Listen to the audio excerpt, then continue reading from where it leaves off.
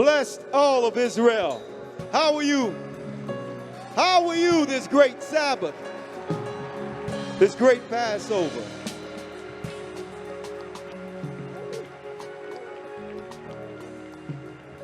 Yes, yes, yes. You know what? This mic is good enough. That fancy stuff never worked anyway. Hold on.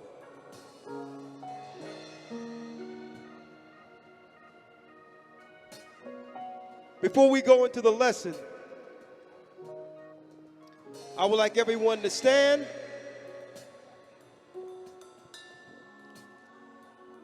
And we need to give right now all praises to the God who has gathered us here in Pittsburgh. Ahaya. Rawchaa. Ahaya.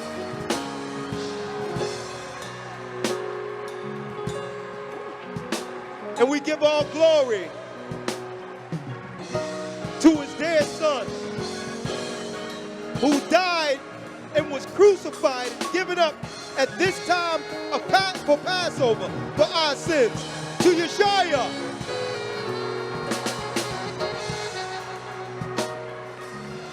And let's not forget the gift of the Holy Spirit.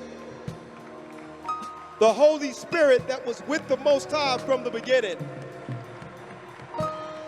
And through the Most High Christ and the Holy Spirit, the Most High has birthed the children of Israel. Give it up for Israel.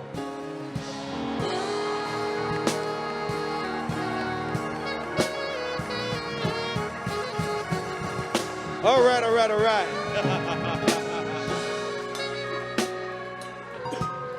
And not just Israel. We've been through so much as a people. We went through every empire, searching for a way. From Babylon, the Babylonian Assyrian captivity, the Persian and Medo captivity. That's right, we were under the Iranians too. From Iran to Greece. From Greece to Rome. We were scattered throughout the four corners of the earth. From Rome through Africa here to America. And this is where the Most High said we would meet our brethren. Hold up. So, I just want to cue a song, and maybe you can all feel what we feel right now. The Most High is calling us back, right? All right, DJ. Let's. Someday.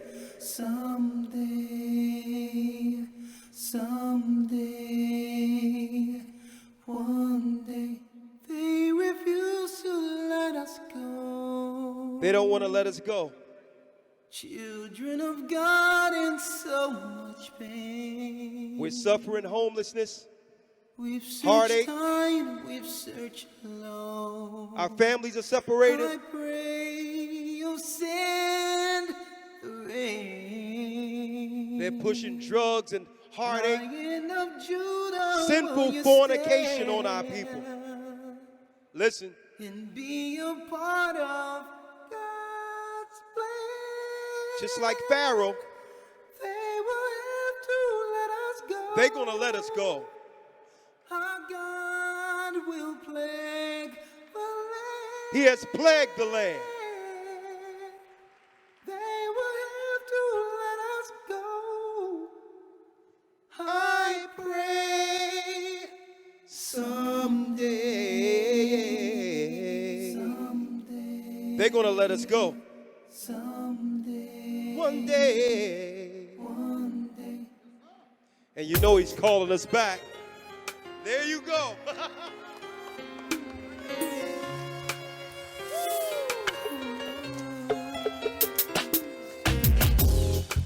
The East is where we're from. Sing it, y'all. The the 12 tribes of Israel. In 721 BC, the Assyrian king, he took us down, we fell. With a great escape, we went through the Euphrates. The Lord held the water still. That's right. To a land where no mankind dwelt, we went. I want to hear this. The 12 tribes of Israel, that's who we be. We be. Manasseh, the Cubans. Come on. Naphtali from the Isles of Hawaii. Puerto Rico! Make my salsa move, girl. Watch out. Our highest gathering Israel. The Arabs and Africans told us to gather our wives and children, they sold us.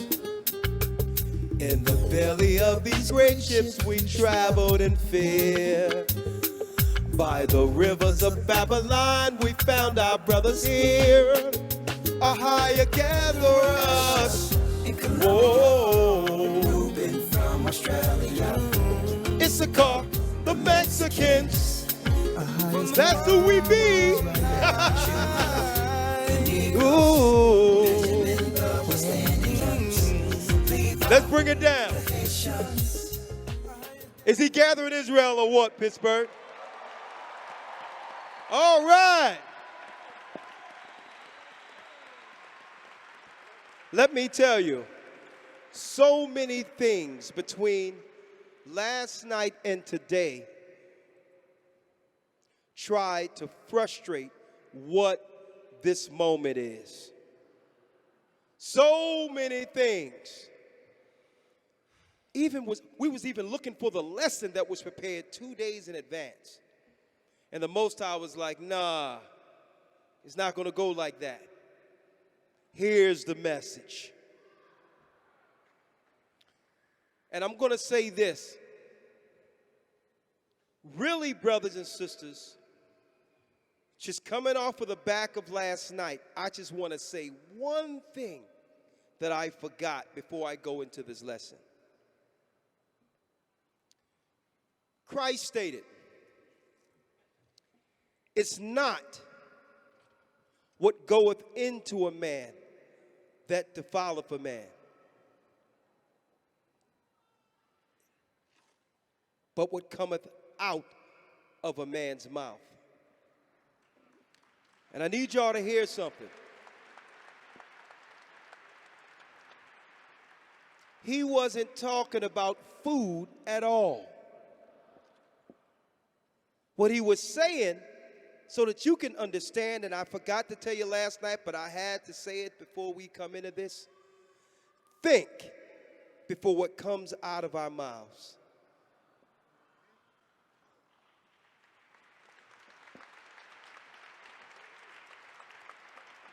Because we don't know what's going on in our brothers and sisters' lives daily.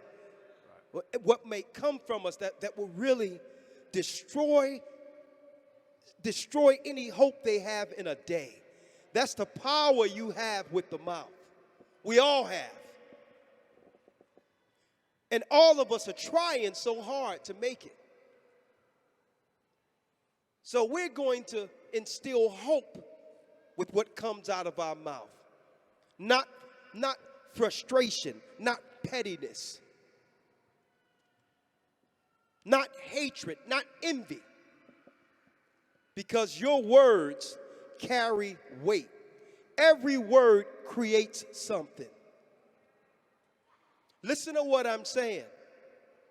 We all came, this existence all was created out of a word, out of what came from the Most High. That's the power of the tongue.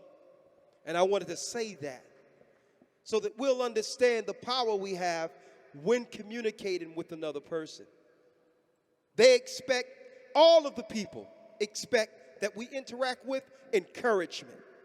The world has pressed and oppressed us enough for us not to encourage one another.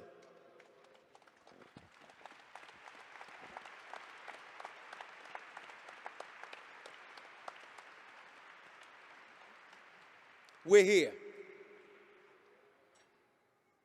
We're here. Brothers and sisters, I would like to say this. Listen to me clearly. That's right. Y'all know the lesson today. It's the gathering. It is the gathering. What Christ did on that crucifix, what Moses did coming out of Egypt, was for this day. Listen to what I'm telling you today, brothers and sisters, and I'm going to talk about the gathering, what it's all about. We're going to discuss that in full detail so that when brothers and sisters leave this venue, or if you've heard this lesson today, we can create something better that would lead to what? The kingdom that Christ has prepared for us. With each an individual. Listen, the kingdom cometh not by observation. That's what Christ said. We're not going to say lo here and lo there, and then the kingdom is going to come. It's not going to appear. He says, don't you know the kingdom is within you? And what am I looking at right now? We're looking at a kingdom.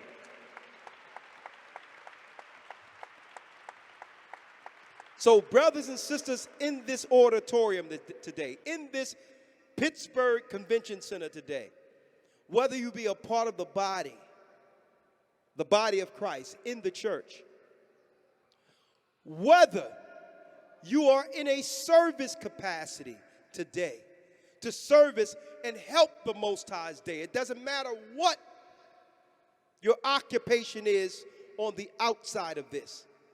I believe the God of all gods have you here to understand this message. I don't care. It doesn't matter if you're not a part of this church. If you are here, guess what? You're forced to be here because you work here, but guess what? You're going to hear something that's going to resonate.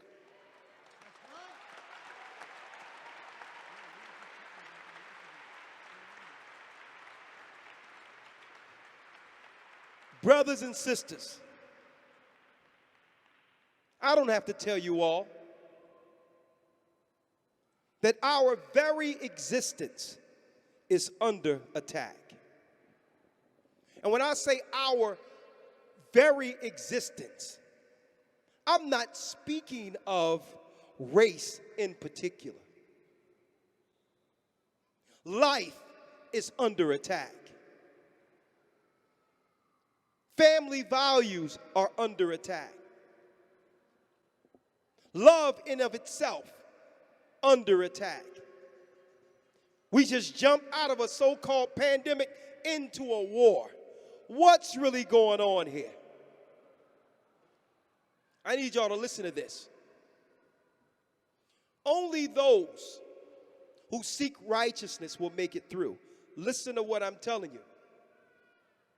And if you are in a working capacity here and your correspondence and interaction with God's family has touched your heart, brothers, whether or not you be on the engineering, whether or not you be serving food today, whether or not you'll be cleaning up afterwards, reach out to the Gathered of Christ Church.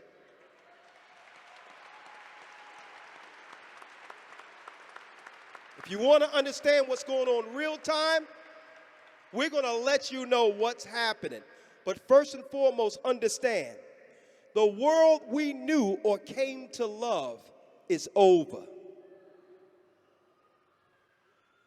We must accept it, that the Most High would allow the implosion of this empire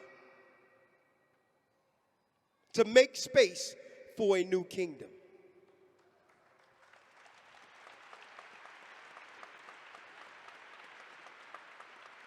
Ezekiel 9:4. One other announcement I wanted to do, just because I can't give all honor to the heavens and everything and not give full honor to all the elders. Stand up. And the elders' wives, stand up.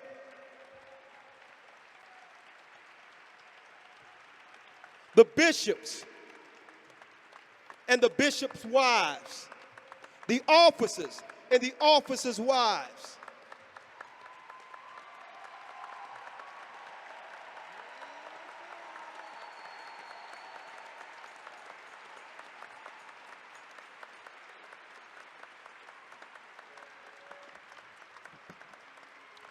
The glue that holds the family together.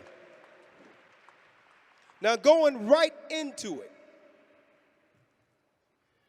I'm going to tell you something.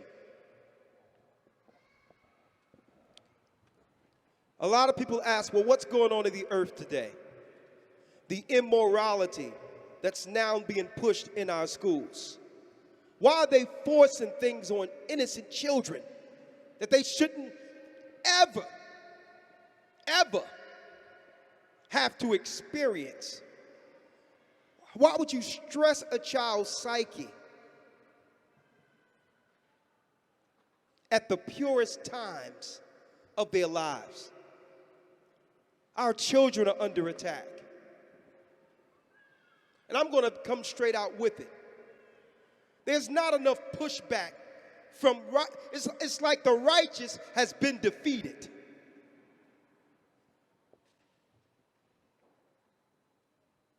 We have to work more so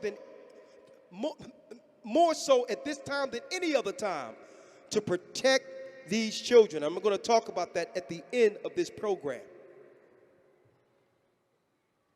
We can't walk through this earth lax as if the earth isn't getting depopulated like it was prophesied.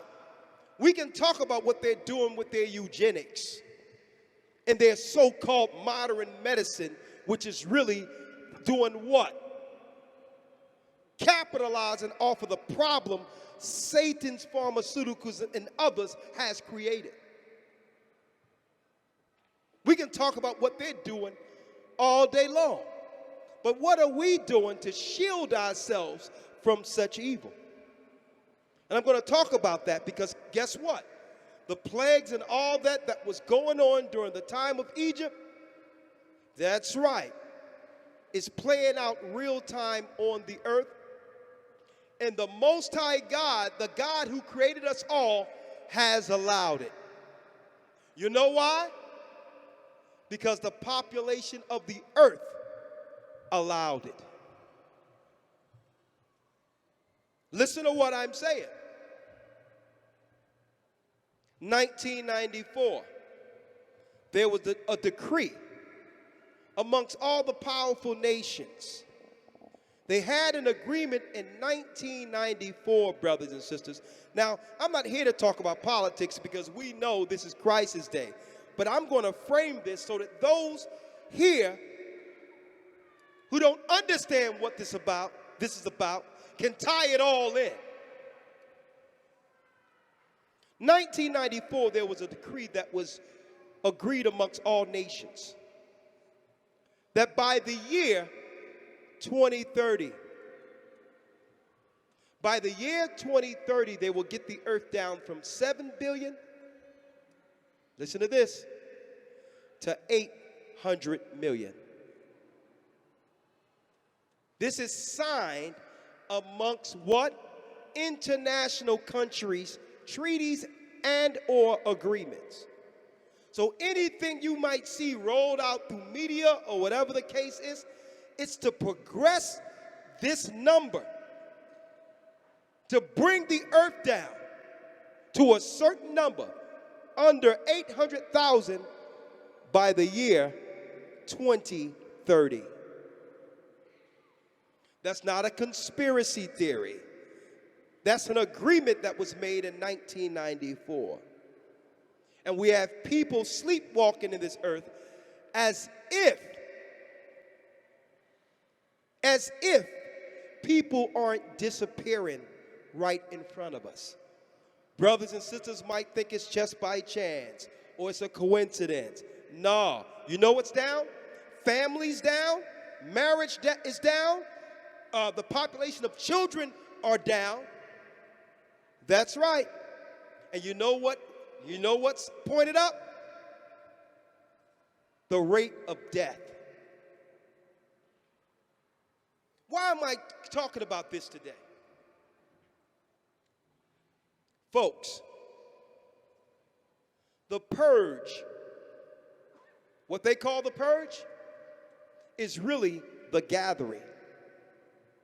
Because while the earth is being purged, the Most High has chosen a remnant who can spiritually fight against all of that evil they've planned and win.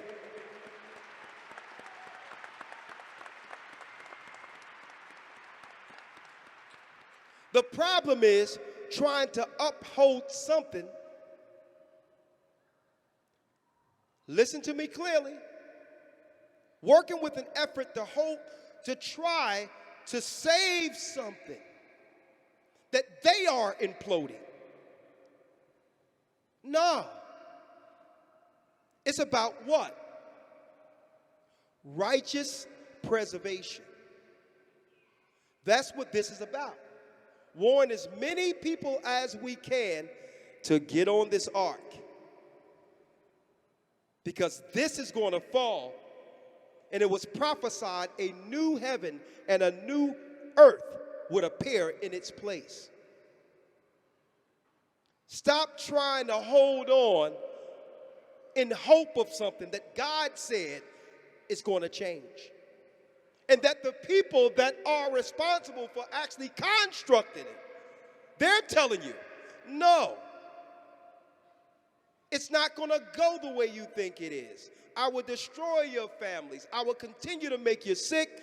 I will continue to demoralize all of you, drug you out, and eventually lead you to our master's end, the grave. So here's a question. Ezekiel 9, let's go, Elder Lawya. Ezekiel 9, verse 4. And the Lord said unto him, Go through the midst of the city, through the midst of Jerusalem. Come on. And set a mark upon the foreheads of the men that sigh and that cry, for all the abominations that be done in the midst thereof. So the Most High said what? He's not holding up anything that was built on wickedness.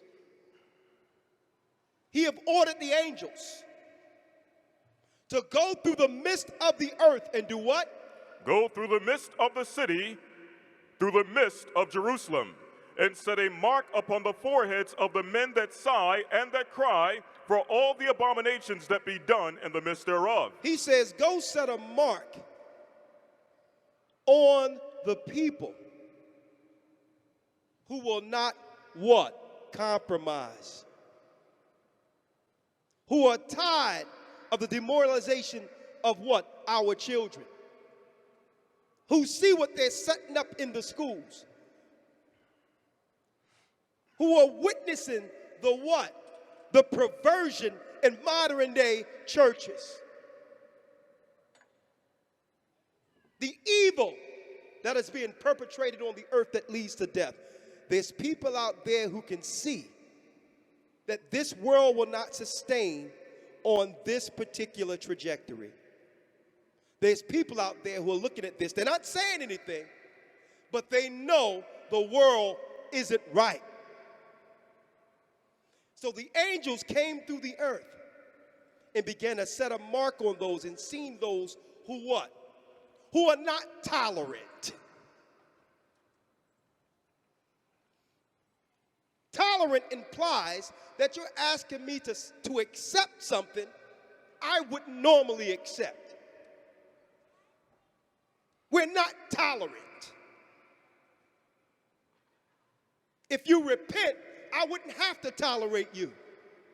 See, and this is the stance that the Most High is looking at. No, don't let them back you into a corner.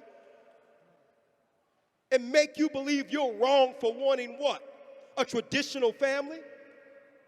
You want your children to be raised to understand what love is and what a real family is? Husband and wife? Not confused through genderisms and all these other evil? The Most High says there's people out there who know this is wrong. I really appreciate it. And he said what? Read it again, Elder Lawya. Ezekiel 9, verse 4. And the Lord said unto him, Go through the midst of the city, through the midst of Jerusalem, and set a mark upon the foreheads of the men that sigh and that cry, for all the abominations that be done in the midst thereof. Come on. And to the others he said, in my hearing, Go ye after him through the city, and smite, let not your eyes spare, neither have ye pity. Slay utterly old and young. Slay utterly what? Old and young. So what happens, brothers and sisters? For those who choose to tolerate a what? A sinking ship, the Most High sends who? What? The death angel. See, if you have the seal of light and truth, you'll understand who the death angels are and what are their roles according to the Almighty. If you look at the inner cities, I'm from Philadelphia. A lot of you, we got Chicago in the house. We have people from Los Angeles here. You see the drugs that are systematically placed in our neighborhoods. The guns out of nowhere appears so that we can shoot one another. It's the purge the Bible is speaking of. A death angel is covering the earth. But for those who sigh and cry and are working against it, the Most High has angels to do what? To shelter your home. Listen to what's going on here. To shelter your home. Read. Verse 6. Slay utterly old and young, both maids and little children. Both maids and little children. That means what? He don't care if you're a young woman. He don't care if you're the children of those that are operating. Because that's right. If you don't train up a child the way he or she should go, what happens? The next generation becomes worse than the first. So what we're witnessing is a purge declared from heaven. A purge declared from heaven. And I'm going to tell you, it doesn't matter if you're ignorant to what's going on. It doesn't matter if you've heard the word in detail or in a concentrated fashion as we. Every person on earth knows right from wrong. Every person.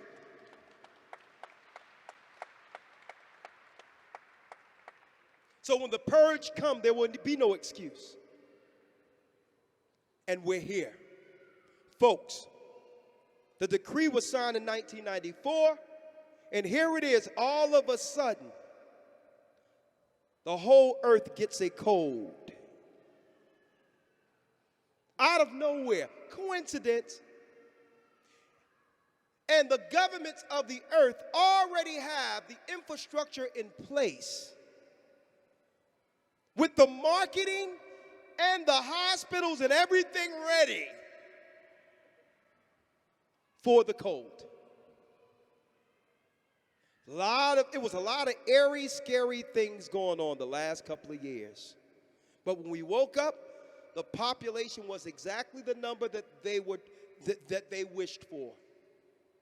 And there was a lot of people who got caught up not understanding the times. That's an example of the death angel. What's going on over in the Ukraine right now? Now, of course, it's never what they tell you on the news. But you best believe whatever they're publicizing will affect each and every one of us in this world directly. It's leading to the war eventually against Iran. Listen to what I'm telling you. When the war in Iran happens, and you better hear this, whether you're in a worker capacity, whether you're in this place just because you're here, there will be no need for news circulations to create stories anymore. Everything you see or hear will be real. But the question, here it is, the question will arise, what did I do when there was an opportunity to get on the right side of God? There you go. It's peacetime now. The news told everyone. Okay, this is what I told the guy, when I went and got some microphones. I said, listen, the news have told everyone it's okay to go outside and hug your family again.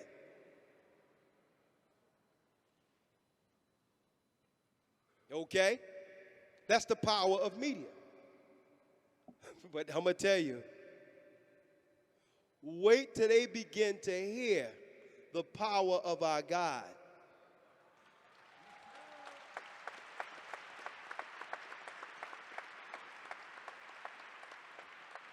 There will be no media. There will be no internet. This whole thing is going to be dismantled. It was prophesied that the empires, the metropolitans, the high cities, they would all fall. And during the last 2 years, the infrastructure was put in place for such that it's going to be dog eat dog in this earth. Survival of the fittest. And I'm so glad. I thank the Almighty that He have given us an extended family to depend on. Many people are going to be alone. Read on, Elder Lawya. Yes, sir. Verse 6. Slay utterly old and young, both maids and little children and women, but come not near any man upon whom is the mark. But don't come near any man, any woman, any family that has the mark. Now, a lot of people want to understand, how does this mark thing work out? How does that work out? How does it work being marked? You're sealed by a man. That's number one. And that's why that man starts off with who? Christ. But under Christ was a doctrine taught by 12 men, the 12 disciples, then the 70, the 120, the 3,000. How does it work? Let's go to Revelation 7 again.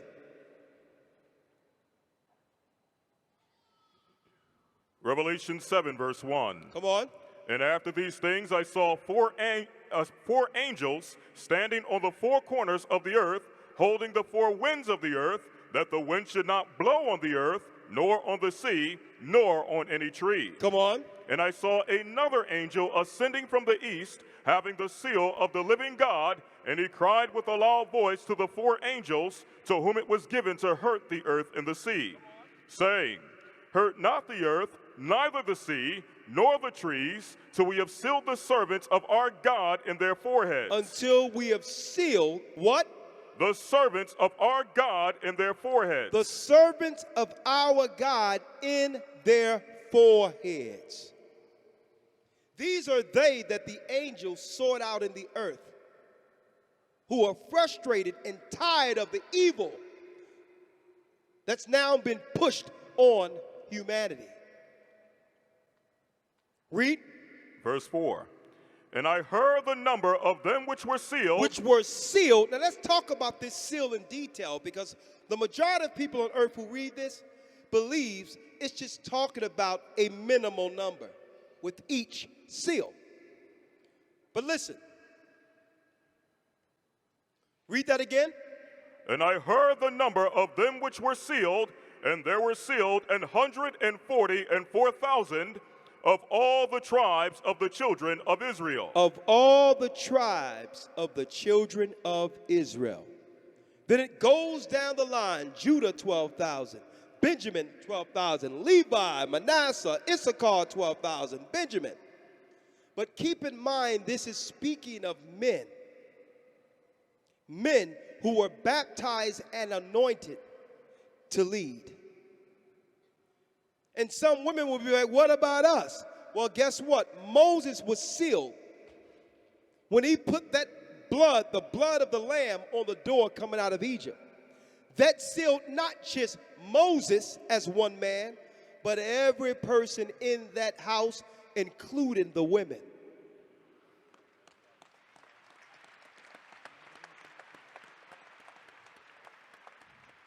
So an individual seal, you may have a bishop over a church with many women in the church who are unmarried, widows, young virgins who are unmarried.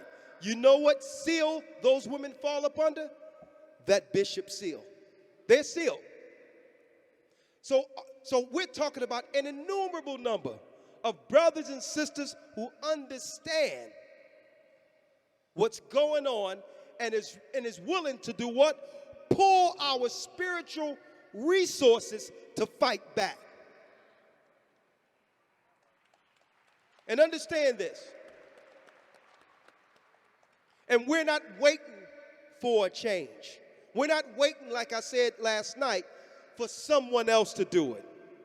It's being done right here in the Gathering of Christ Church, like we mentioned last night, with all of you. With all of you, we're going to be forced to depend on one another for the sake of survival. What I'm saying right now might seem far off. It might seem crazy to some who might hear this, because you can still get your Starbucks. You can still go to Tiffany's. You can still do this and still do that. But the powers that be are preparing for a serious change. Okay? And it was prophesied that the earth would be depopulated down to 10% before it was said and done. And that was before 1994. It was written in the Word of God. So how will we be delivered? How will we be gathered? The gathering of that remnant is what we're going to talk about tonight. Elder Lawya, when you're sealed, first and foremost, you must be sealed with an instruction. Base rules that any man on earth can follow. It doesn't matter if you're Jew or Gentile. It doesn't matter if you're black, white, Chinese, African, Arab. It doesn't matter your race. The Most High God of Israel has given instruction on the base that every man must apply to get on the right side of justice. And I'm going to tell you, it's best for us to make our friends and relations and do all of our planning now before this thing implodes. And it's going to. It's going to. I'm going to tell you right now, the coronavirus for the last 2 years was a test run.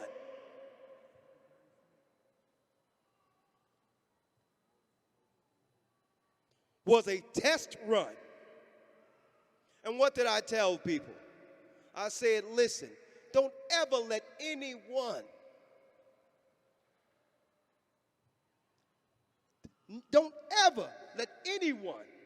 compromise your religious freedoms for pharmacy. Pharmacy. Oh, in the Greek, y'all thought we didn't know. In the Latin, you thought we didn't know. That's sorcery. That we are not to defile our temple with any substance. That our God in Christ would never agree with a substance being placed in a person that you don't know the effects of. They're making the world weak. Attacking our neural senses, our minds. Looking to get something in us to destroy our children. So, but a lot of people don't know. They don't understand. They don't know the time we're in prophetically. And our God is saying, render unto Caesar what is Caesar, but render unto God what is God's. And the children of Israel belong to God.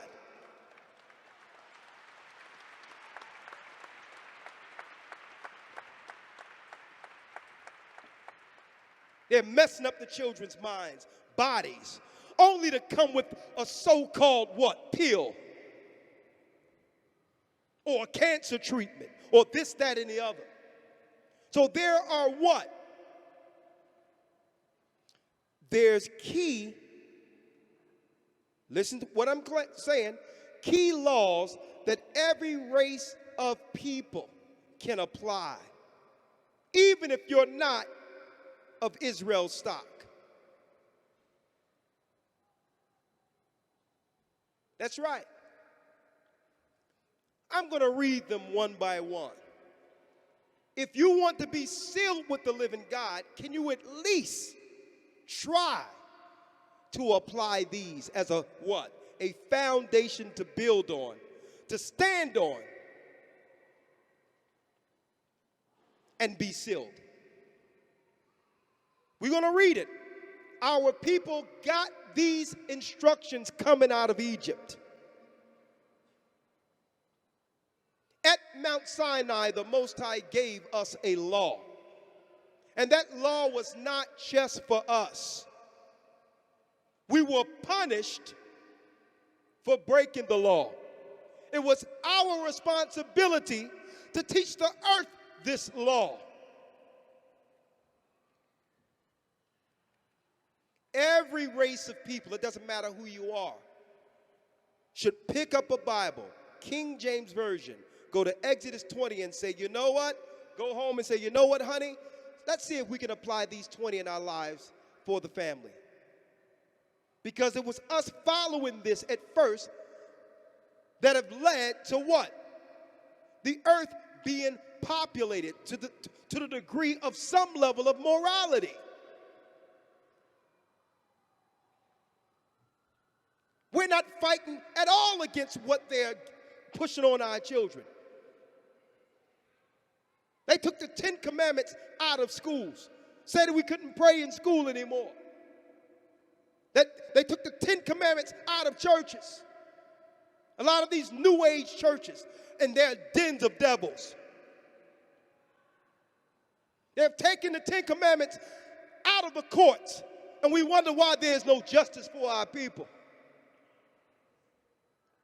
You cannot be sealed by God without understanding these. Read it, Elder Lawya. Exodus chapter 20, verse 1. And God spake all these words, saying, I am the Lord thy God, which have brought thee out of the land of Egypt. First of all, we have to understand there's one God. All of this foolishness that's out here. There's only one God, and his name is not Buddha. And his name isn't Allah. And I hear these people saying, well, listen, do you believe in God? Oh, yeah, I'm spiritual. Oh, I don't really believe in anything. I'm just spiritual. No. This is what you are. You don't know it yet, and I don't mean to offend. You are a Satanist. Because Satan is spiritual. We have to come to the knowledge and understand that there was always one God. And that God revealed his name, the God of Abraham, Isaac, and Jacob. He revealed his name to Moses. Moses asked, well, who is this God who is this God when I go back to Egypt? Who can I say have sent me to deliver the people? There's many gods in Egypt. Ra. And this God, the moon god. There's many gods in Egypt. Anubis. Who are you? Moses was raised as prince of Egypt. So he knew all the gods of Egypt, but had no idea concerning the true name of his forefather. Abraham, Isaac, Jacob. And you know what our God said? I am that I am. Who? Ahia, Ashar, Ahia.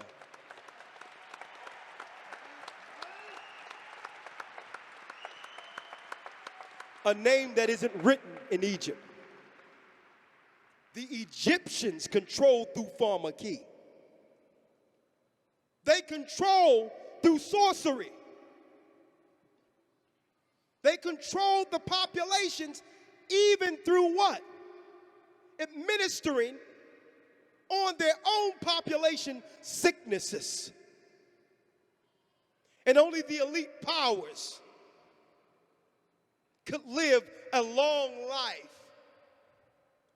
Because Potiphar and all of the so-called doctors during that day was more so servicing the high class of Egypt while the poor suffered.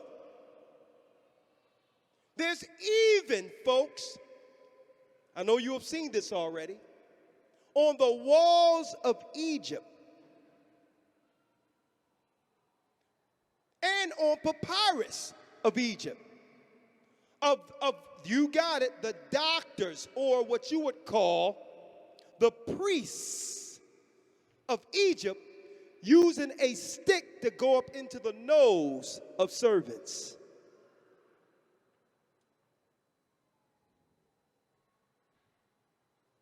There's nothing new under the sun. Torture, the administering of agents, all of that is from ancient Egypt. And guess what? It's no wonder, and it is no conspiracy that what? You got it. The Sphinx, more so, the Great Pyramid of Giza is written on what? The New World Order. It's the same thing. The same construct ruling over the same people. And you think the Most High wasn't going to send angels to let people know, hey, what happened back then is about to happen now. I don't care who you are if you are within listening distance. Apply this as the foundation to be sealed. Read it, Elder Lawya. First of all, know your God. It's not that, and here it is, and this is the, what I would say, the trickery that's out there. It's not that, well, it's just about being a good person. That's subjective. Without laws, how do you know what's a good person? That's subjective. That means everyone's good. And 90% of the earth is going to be depopulated? That means everyone can claim to be good. No, there's base rules. It is no be a good person. Without teaching people what are actually good people according to God. They have rules. First of all, they know God. Because people, we are nothing without him.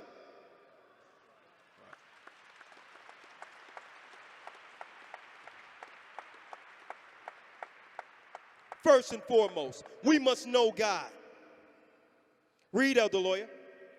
I am the Lord thy God, which have brought thee out of the land of Egypt, out of the house of bondage. And what did they do in the house of Egypt? When we began to multiply in Egypt, there arose a new Pharaoh who had no respect of Joseph, and said, what? Let's rise up. Let's rise up and begin population control. We need to kill all of the man-child of the Hebrews to stop them from raising and multiplying beyond the population of Egyptians. That's right. There goes your death care system, with an attempt to bribe the midwives to kill the young men at birth. No sooner as the children come out,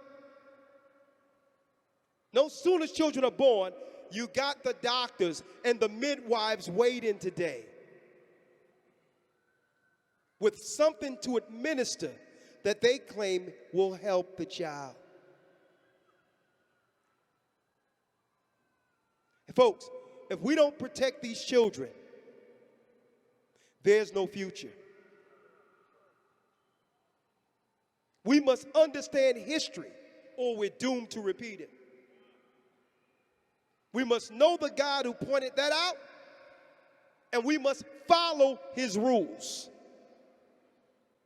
Now, folks, a lot of people don't realize when you read the Bible, these were political decisions.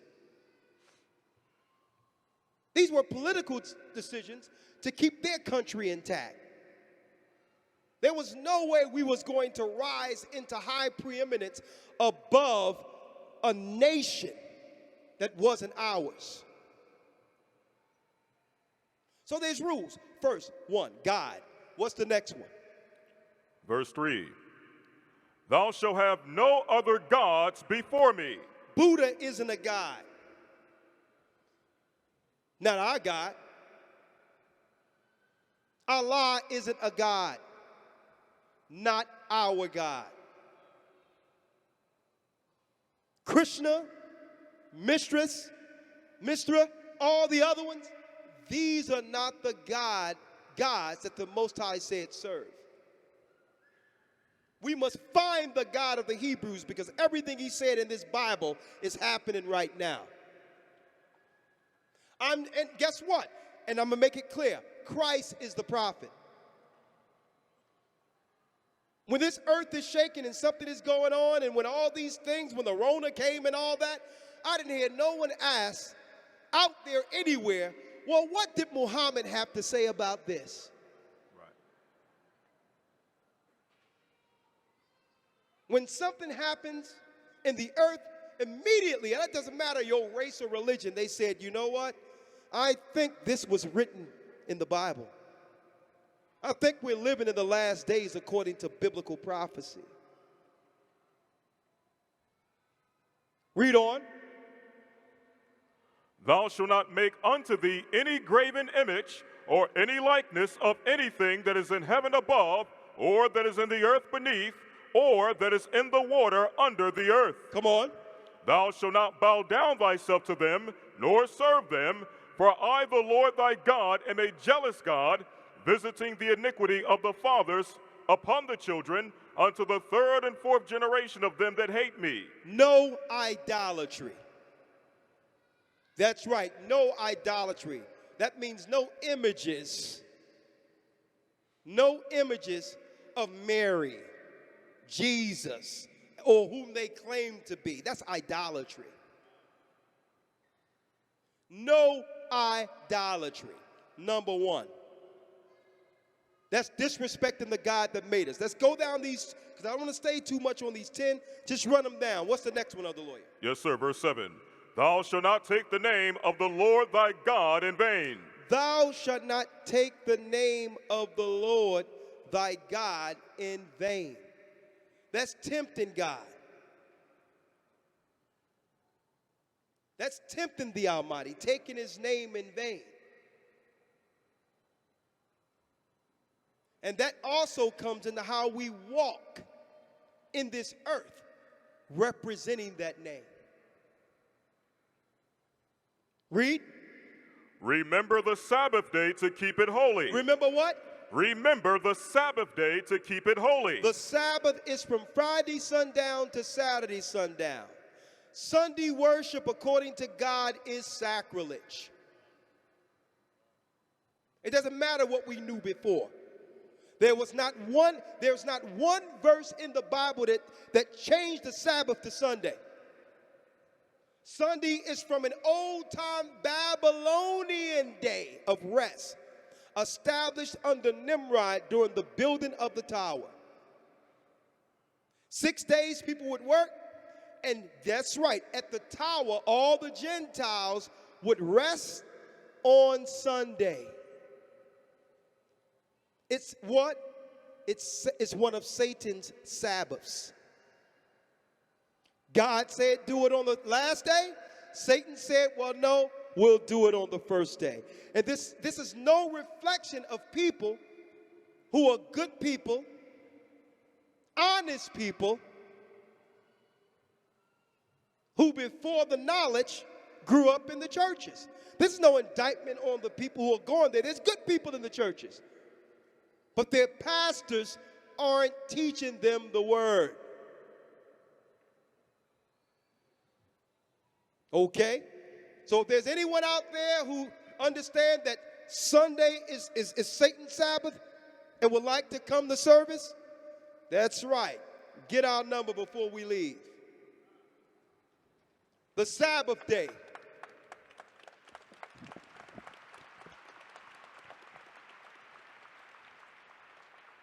Read on. Honor thy father and thy mother. Now look at this. Honor thy father and thy mother. Brothers and sisters, you can't even look at a program right now without children outright, and a lot of these productions, disrespecting parents. It's disgusting. They're teaching the children today that they know better than parents. Honor thy father and mother. And the greatest honor that any child can do for a father and mother, for a son, is to choose a woman and have as a wife and bring forth children. That's how you honor your father and your mother. You continue to keep what? The legacy of your name. Your name must continue. That a woman was made to do what? Get with a man and honor your father with children. Right. It's dishonorable to believe it's okay to turn to the same as you. Let me put it that way. That's dishonoring your family because you didn't get here that way. You got here through a man and a woman.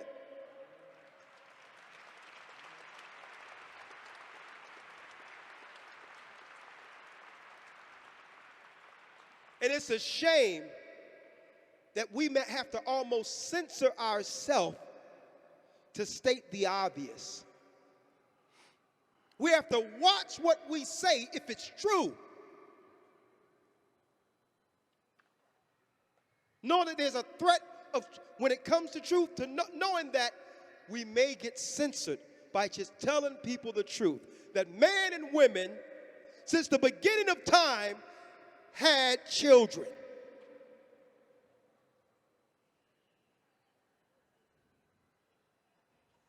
No disrespect. These are the things that all of us must instill in our homes to fight against the evil intentions against life. Read. Thou shalt not kill. Thou shalt not murder, kill. and what's going on in our communities. In Chicago, senseless killings, as if we're worth nothing to one another anymore. And then everybody looking at it, yeah, man, you know, it's systematic, man. You know, it must be the white man that's doing this to me, the white man oppression. Listen, ain't nobody forcing you to get a gun to blow your own brother's brains out. How is that another person's fault?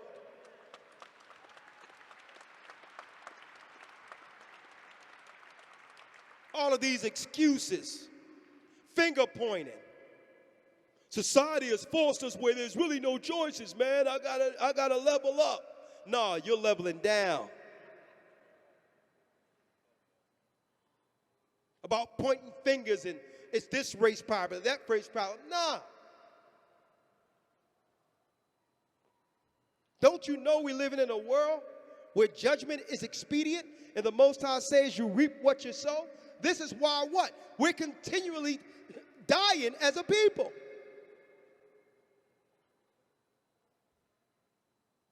So you have to realize we're living in a corporation, family. When they see the number of servants going down, you know what happens?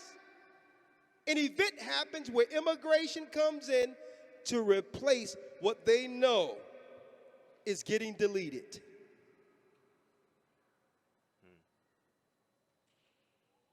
Understand how immigration works, folks. You work in a corporation. It's preemptive planning to cover servitude. When you hear a war going on in Ukraine, and they saying, well, yeah, Ukrainians they need safety. No, this is financing to get in because they already have opportunity in the country for these people. The question is, who will they replace? Maybe it's the people who are murdering one another, who don't care for one another, who continue to allow this depopulation to happen and to not realize that God's hand is in all of this. Listen, as far as they're concerned, the business must go on whether you're here or not.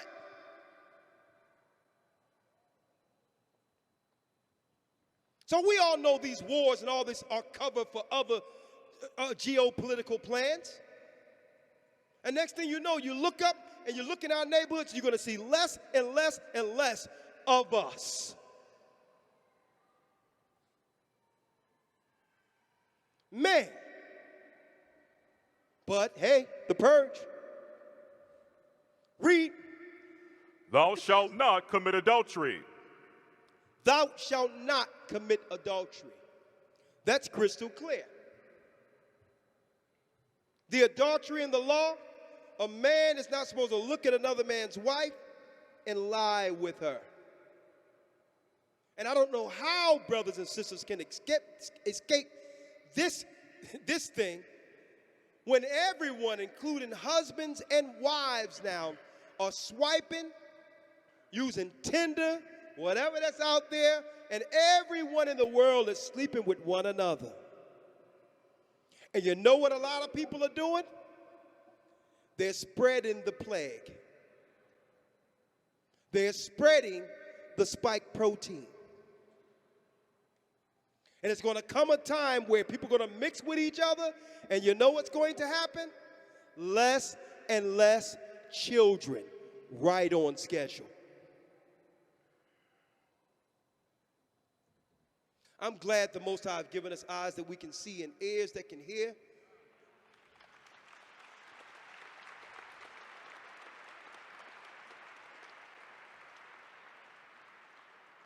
And a willing body to serve that God.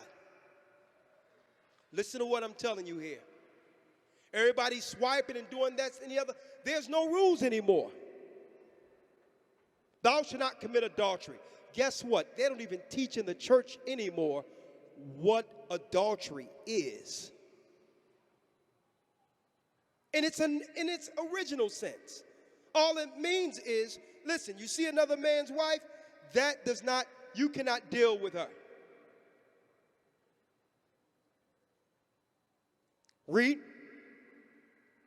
Thou shalt not steal.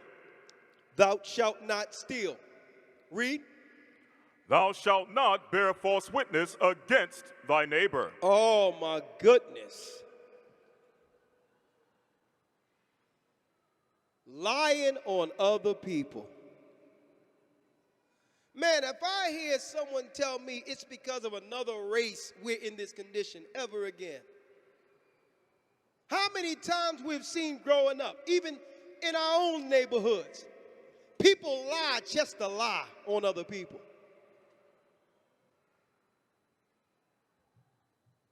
Not realizing that angel we're talking about that seals, he writes down everything that comes out of our mouths. And this is why Christ said, it's what cometh out of your mouth defile you. Because what you're thinking isn't getting written down. But when you execute it, say it or do it, you're bringing forth an action in the earth that must get recorded. You can think you're getting over by saying a lie on a person or saying something about another person, but the angel is looking at you and saying, well, okay, another strike against this person who don't know any better. Lying and bearing false witness is doing what? You got it, folks. What's happening here is you are developing a dossier against yourself for the day of judgment. And what some people would do, if they really have a problem with a person, instead of going to the person, they will make up things and begin to lie about that person so that others can feel how they feel about them. Bearing false witness. That means we have to work because we've all been guilty of everything we're talking about here. It's now time to work towards being more honest and pure. Read. Thou shalt not covet thy neighbor's house. Thou shalt not covet thy neighbor's house. You can't stress another house because what you see. You can't stress your house because of what you see in your neighbor's house or your girlfriend's house. You can't now come home and stress the person you're with. He got this or she got this. Nah. You're coveting what is your neighbor's. Let's build our house. That's right.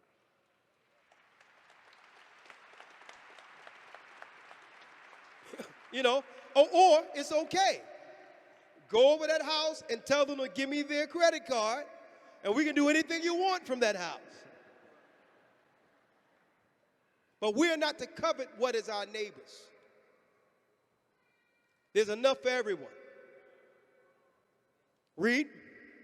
Thou shalt not covet thy neighbor's house. Thou shalt not covet thy neighbor's wife, nor his manservant, nor his maidservant, nor his ox, nor his donkey, nor anything that is thy neighbor's. Read. The 10 Commandments, which is the foundation, given to us directly out of 4 gates. From the heavenly realm to what? To tablets. To do what? Give the children of Israel a foundation to work with first. And that is to be applied to all races of people. It doesn't matter whether or not you know you're Israel or believe or know about Christ. All of these can be easily applied and would make all of our lives better. The foundation for the mark, the 10 Commandments, and I thank the Most High for them. Now, Elder Lawya. Exodus 20. 2 Timothy's. Yes, sir. And let's get the plagues. Yes, sir.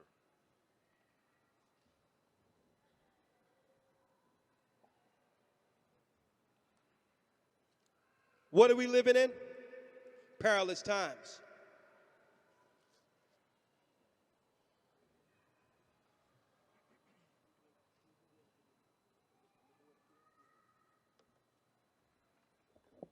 Perilous times. What are we living under right now? Let's read it. 2 Timothy 3:1. This know also, that in the last days perilous times shall come.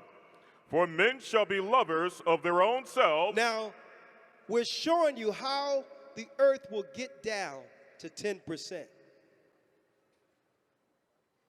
See, if righteousness was weighed in a balance, it would be righteousness that would stave off death. But because the world has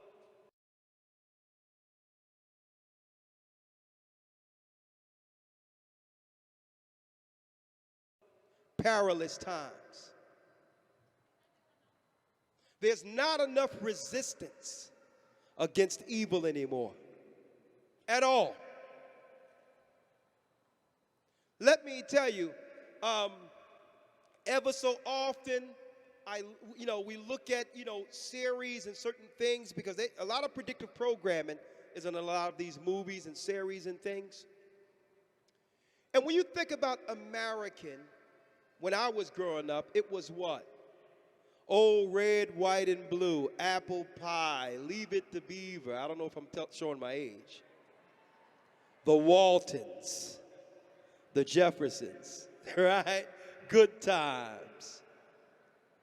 So when you heard something American, was it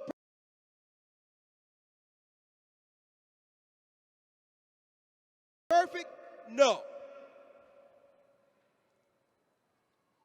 Right? But I guess there were rules amongst the FCC or the media where if you put America in a name, even though there's a lot of racism and other things, isms that are going on, America must be represented red, white, and blue, traditional, apple pie, values.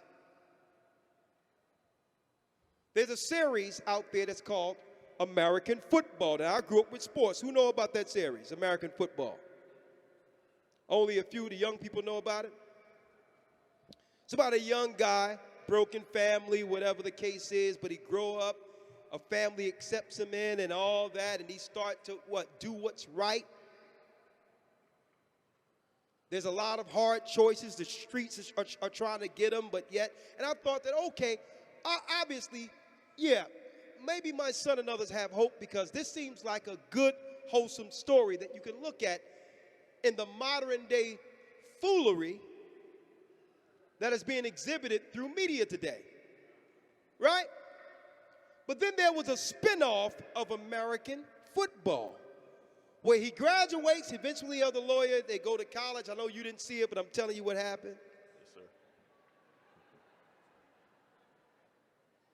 sir. And out of nowhere, American Football spinoff, a grown man, he had to be about 6'3", 6'2", 6'3", in a full dress with a weave, with a full mustache and beard.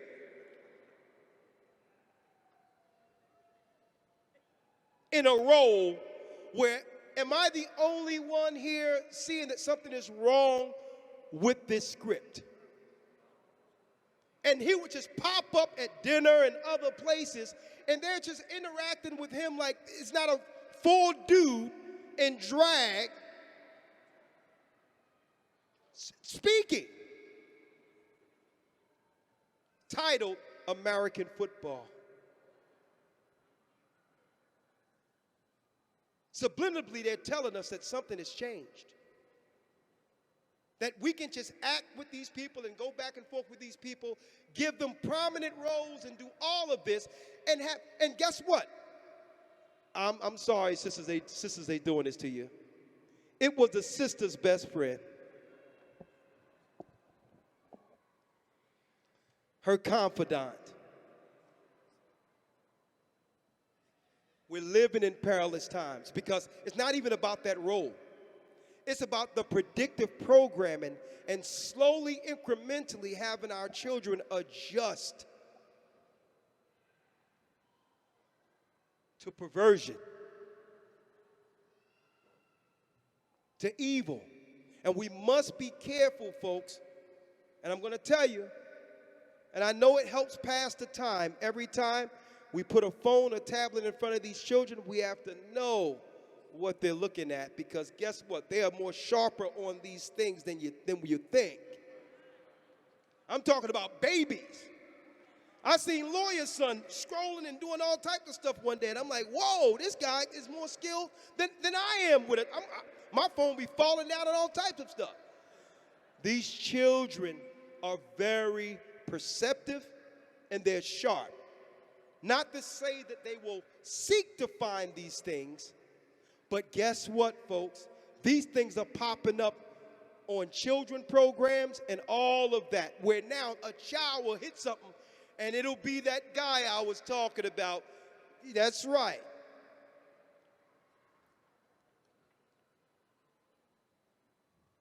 Perilous times. Let's read it, Elder Lawya. 2 Timothy 3, verse 1. This know also, that in the last days perilous times shall come.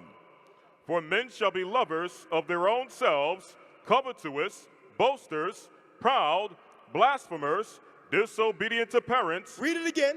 For men shall be lovers of their own selves. Men will become lovers of their own selves. And what is that? Come on. Covetous. Covetous.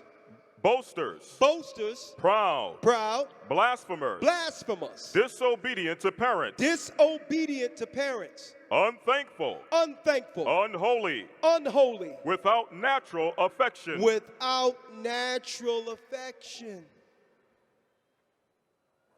An affection towards a woman in the last days would be what? Portrayed differently. They would make you believe that, no, that's your choice or your prerogative or your preference. Oh, you like a girl? You a guy? Oh, that's your preference? No, that's right.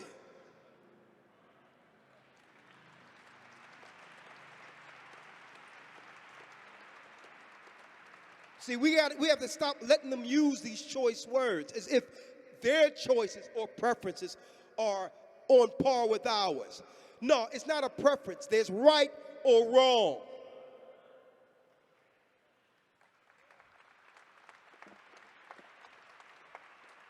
Read on. Without natural affection, truce breakers, false accusers. Truce breakers, false accusers. Read. Incontinent. Incontinent. Fierce. Fierce. Despisers of those that are good. And you will have people who cannot stand to see righteousness. They will become what? Read. Despisers of those that are good. They'll look at what's good and begin to despise it instead of celebrating it.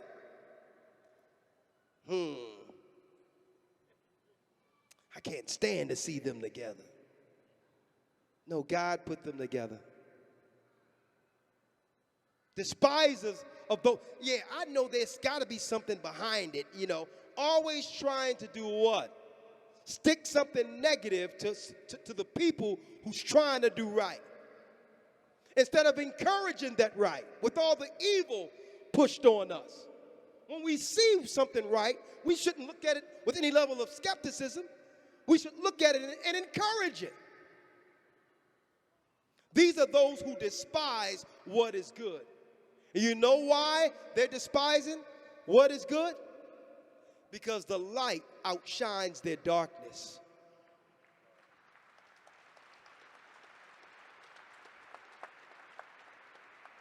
So instead of getting on board in the light, they'd rather throw, you got it, shade, because that's what they live under. Yeah, my son gave me that one, the shade thing. Finish reading, I'm almost done. Traitors. Traitors. These are people who are with you today and are talked down on you tomorrow. Read. heady, high-minded, lovers of pleasures more than lovers of God. Lovers of pleasures more than lovers of God. Is that not the world God called us out of? And you know what? In a way, in what they're doing in the earth, believe it or not, all the evil and wickedness and all that crazy, you know what? At least the earth has become something now. And America has become something. That now, I'm talking about the immorality of it. That we can now look at it and say it's gone too far to uphold anymore. To prepare our minds for what comes after. There's no holding this up. They're imploding it anyway. High-minded. It tell you, haters of parents and all that's good. Perilous times. And it leads to what? All of what I'm reading leads to death. Read on. Having a form of godliness, but denying the power thereof. Having a form of godliness, looking good on the outside, but what? But denying the power thereof. But denying the power thereof, and the Most High gives us directions with that. And it's what? From such turn away. And that's what the Most High is saying right now. If people want to stay in darkness, promote evil, the Most High is saying what? Get out of the way. Because when the angels come, what? If you're there, you're going to be caught up in their judgment. Move out of the way. And that's why the Most High gives us, it's not, guess what? And it's not, brothers and sisters, it's not being unsympathetic of other people's causes and what they're going through. It's not that at all. You know what the Most High is saying?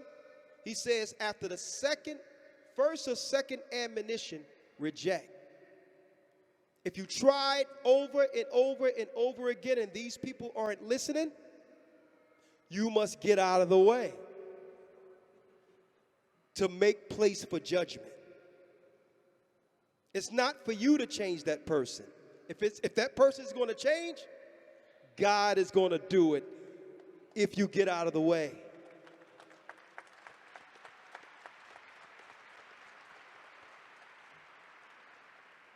Okay? Last but not least, before we commune, because I'm at the time, I'm going to have Lawya read one by one each plague that happened in Egypt before the Most High delivered us, which led to the Passover. And I need you to know right now, every event that you may see publicized in America or publicized in the international news, we are now to view these as plagues, counting down to an exodus.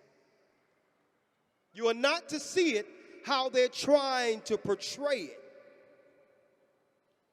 If everybody in this earth knew the true intentions of what they're planning to put in place to administer the mark of the beast, it'd be total chaos in the earth. So they keep people calm with distractions and busy work. That's right. Soon things are going to transition. They will transition, but we must watch as well as pray. We're looking at the signs. We're viewing the signs. So when I see this Ukraine, all this other stuff, I'm like, okay, wag the dog. A lot of you don't know what wag the dog is, but when y'all go, look up wag the dog and you'll see how Hollywood can create wars. That's right. Because it doesn't have to be a war like they saying it if they can make you believe it is. But we're looking for the signs. Let's go down to the signs. Let's go down to the plagues before the Most High began to let Israel go. The plague of blood. Blood in the water. Last year, there was a river near River Jordan that turned bloodshot red, and they said they haven't seen it like that since the time of Egypt. Read. Plague of frogs. Plague of frogs. That's right. If you destroy the water, you know what's happening, right? That the amphibious creatures are going to come onto land. And eventually, they'll die, and diseases comes from what? The dead. So the wind will carry the diseases into what? The population of people to begin to get them sick. Now, folks, we're dealing with something else. We're dealing with new geoengineering where they'll get the plagues and get it all cooked up, and next thing you know, you will see drones and planes flying over you, tic-tac in the sky, with all of the agents that came from what? The disease and death in the earth, and they give you a little dose of sickness early in the morning. You need to know what a plague looks like, even if it's engineered. Read. Plague of lice. Plague of lice. The Egyptians were itching, scratching, and we were in Goshen chilling. Read. Plague of flies. Plague of flies. Beelzebub is the Lord of flies. If you see a lot of flies around, that's right. Demon activity is rampant. It's a sign of uncleanliness. And with it come what? Sickness and death. And I believe that's where the term comes from. Cleanliness is godliness. A plague of flies, filth, stink went on in Egypt. These are all the things that happened before the Most High freed our people. When I say our people, that's right. If you don't know, and you are within listening distance, we are the children of Israel.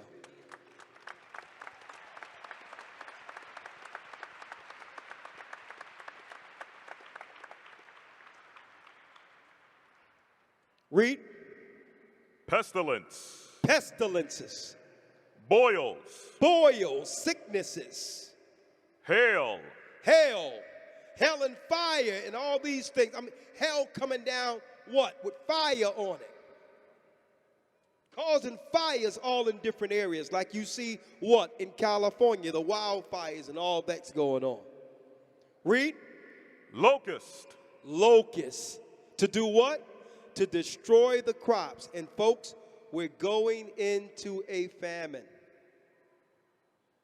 If you didn't know, guess who owned the majority of farmland here in America right now? Bill Gates. They're going to buy up all the farmland. We're going to see artificial scarcity where what? If there's less food, the prices go up. And who suffer the most? The poor. And what happens when the poor is suffering? Dog eat dog, crime and much death. That's the phase we're now living under. Read. Darkness. Darkness. Read. Death of the firstborn. Death of the firstborn. What they would call, what they call it, infant mortality now. Claiming that our women are suffering from more infant death than any other people and all these other things. without equating, listen to this clearly, their wombs being targeted through eugenics. The substances that they've been giving our young ladies under the guise of freedom. The birth control and all the shots that they would do, and the morning after, and all these other things, and it's leading to a time where women can't even hold a child for 9 months. These are plagues. Read. These were the plagues that came upon our people. And when I say our people, listen to me clearly. There was a lot of our people still operating with the Egyptians, folks. And we're getting plagued with them. And you know what? I thank the Most High for this church. Because during 2 years of the so-called cold or plague, everyone else were panicking, right? And just like Israelites in Goshen, we were chilling.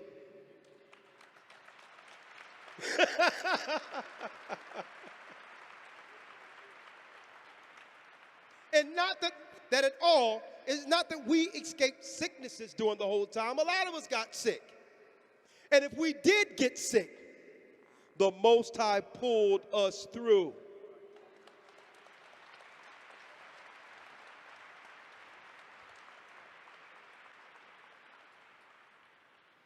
Mark 10 and 13, my last scripture, before we actually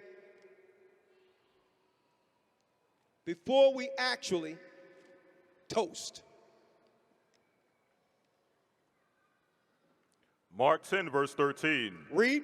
And they brought young children to him, that he should touch them, and his disciples rebuked those that brought them. But when Yeshua saw it, he was much displeased, and said unto them, Suffer the little children to come unto me, and Now, forbid them not. Read that again.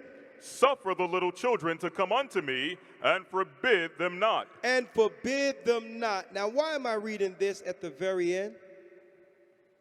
The Most High, brothers and sisters, has shown the signs and the plagues throughout this earth that would deliver the children of Israel out of bondage, as he did through Moses coming out of Egypt. And I'm bringing this out right now because I walked into a church, the Gathering of Christ Church in Philadelphia, and I seen the children playing amongst each other. And I heard them speaking to one another. And one of them, in their conversations one with another, they was calling the Most High Ahiah. Yeah, Ahiah said that, and I said, you know what? These are the generation of children that the Most High would have us protect for the kingdom, our next leaders. And now that the plagues are here, we must protect them, listen, and suffer them to come upon the elders for a blessing.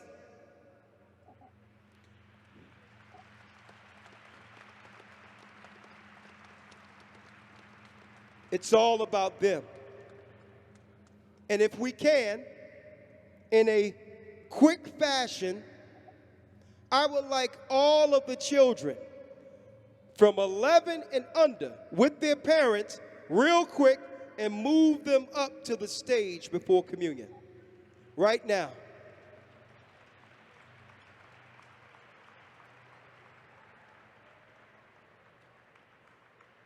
Come on. Give me a little music. Tell them to play a little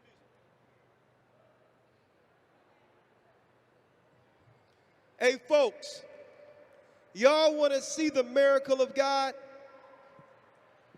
Look at what the Most High does.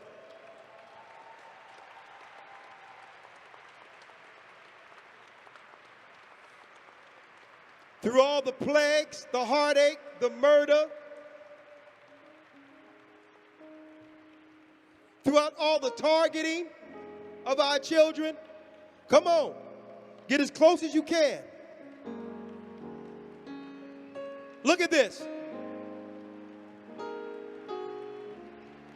Look at this.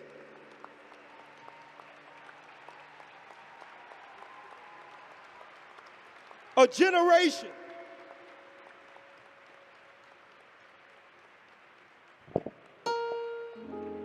What's your name, young man? Why, dear? How old are you? 11. What is the name of the Most High? Ahaya.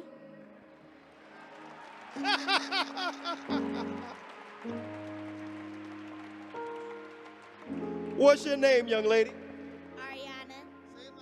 Ariana. Ariana. You're pretty. What is the name of the Most High, young daughter of Zion? Ohio. Say it again. Ohio. Say it again. Ohio. Ohio. You're pretty sharp. How old are you? I'm 12. Oh man, you strong. What is the name of the Most High? Ohio. Ohio. How old are you, young lady? 10. 10 years of age. Young man, how old are you? 9. The name of the Most High. Ohio.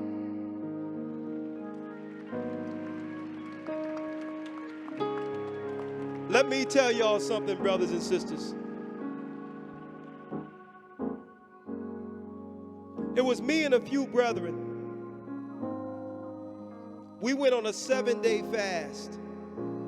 No food, no water, 7 days straight before this ministry. On the 5th day of the fast, we all together came to we knew, it's like the Most High said to us, they don't know my name. I was a Hebrew. We were teaching in the Torah. And we looked right up under where the Most High name was, and it said Ahaya. And it was proclaimed that we go out and teach the name of the Most High because Satan has hid his name out of the earth. And the children of Israel weren't delivered from any captivity without knowing it. And we left on the 7th day, and we baptized each other in that name. And I need y'all to look around with all the children. Who could have known? The children, you're our miracle. You're God's miracle. And you are from what nation? You are who? Judah? I'm Judah, but we're from Israel. Israel! Israel! Tell them where you're from. I'm from Israel, and I'm the tribe of Judah, nation of Israel. Kwam Yashala! Kwam Yashala! Kwam Yashala! Man, is the Most High great. Look at this. Look at this. The power of the Almighty. Look at this. Generations. We've been waiting for a long time to know our name. Not only did the Most High give us our name, He gave us His. And today we celebrate His Son, who have delivered all of this truth to us through His death and sacrifice. He revealed the name of His Father. And you know what, brothers and sisters? There's an anointing, not just on all of you, but a greater anointing that the Most High have blessed our children with. And you know what? Through them, we will soon see Zion. Elder Lawya, let's read Numbers.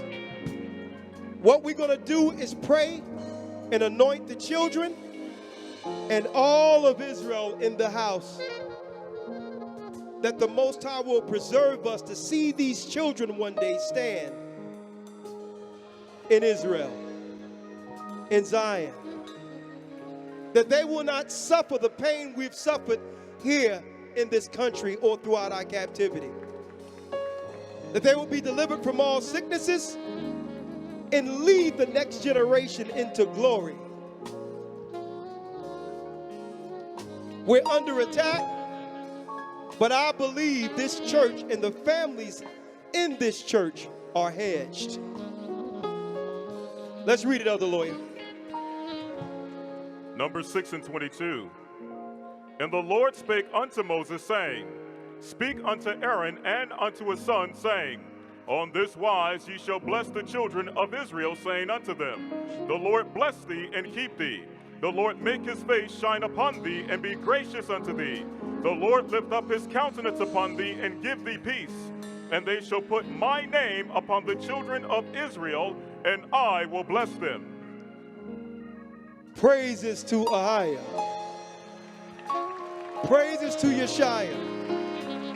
He says he suffered the children to come unto him.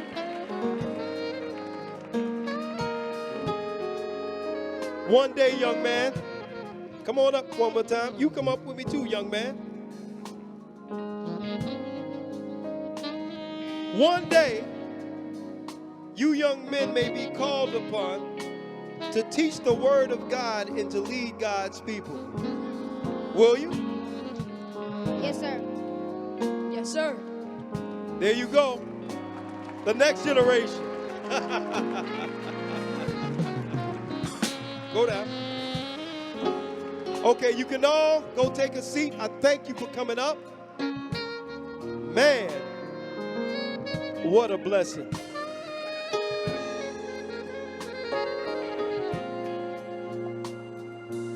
Let's go to the table of the Lawya.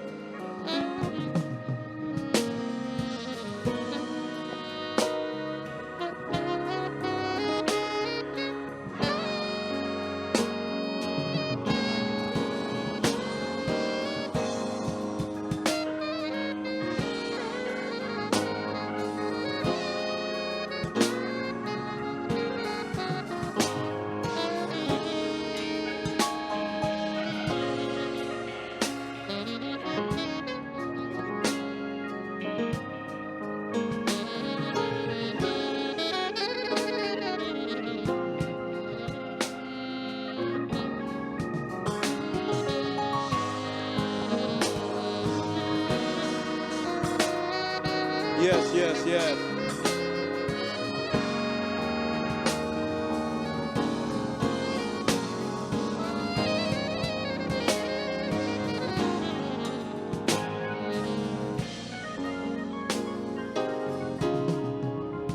Are y'all ready for the festivities?